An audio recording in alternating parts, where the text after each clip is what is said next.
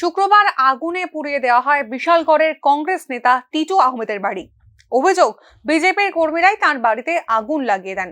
সেই ঘটনার তদন্ত না করে এবার অন্য একটি ঘটনায় জড়িত থাকার অভিযোগে টিটু আহমেদের বাবাকে রবিবার আটক করে বিশালগড় থানার পুলিশ। যদিও টিটু আহমেদের বাবা জানিয়েছেন, পুলিশ সুপারের সঙ্গে কথা বলবার নাম করে তাকে থানায় ডেকে আনে পুলিশ, তারপর তাকে আটক করে রাখা হয়। আমার বাড়িতে ঘুরে লেগেছে বিজেপির তারা 20 লক্ষ টাকা বাল করছে, গাড়ি উঠছে।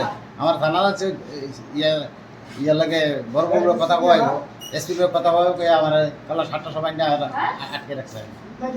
আমার নাম আলিয়া ধনী, আমার কিছু কইছে না, আইয়া কইছে মধুপুর থানা, সবার বড় বড় কইছে মধুপুর থানা হইলে আবার কথা এতক্ষণ আইছে।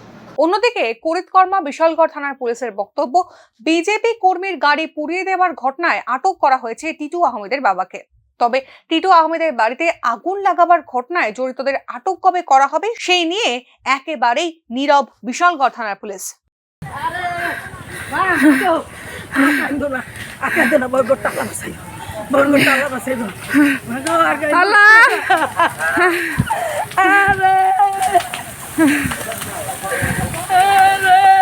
কোন নির্বাচন আসলেই রাজনৈতিক সন্ত্রাস যেন বিশালগড়ের রুটিন ঘটনা হয়ে দাঁড়ায়। তবে উলাট পুরাণের এই ঘটনায় আসল দোষীদের কোনোদিনই পুলিশ জালে তুলতে পারে না, এই অভিযোগ সাধারণ মানুষের।